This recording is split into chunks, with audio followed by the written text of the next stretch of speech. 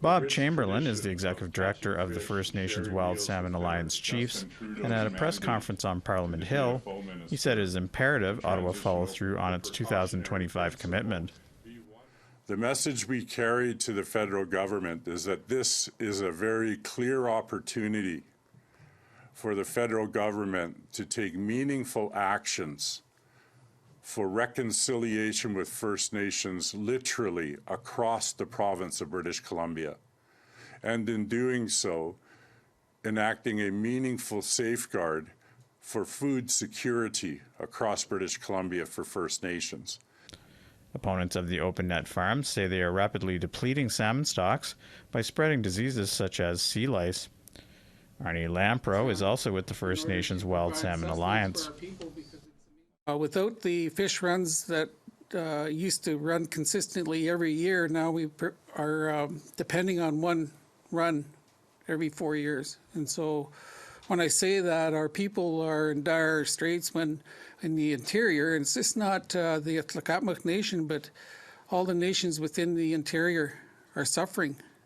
Isaiah Robinson is with the Coalition of First Nations for Finfish Stewardship, and he acknowledges declining salmon stocks are a problem, but says the open net fish farms are not the main reason. It is not salmon farms that are causing this problem. There is no supporting evidence to do that. It is purely climate change that is the largest issue right now that is causing the overall major decline in salmon stocks. And at this point, we have more salmon in the Pacific Ocean than there was 100 years ago. So, and they're just not in our waters. They're in Alaska. They're in other waters right now. Robinson says his organization is in support of a transition plan, but it has to be done in a way that takes into account the big economic impacts.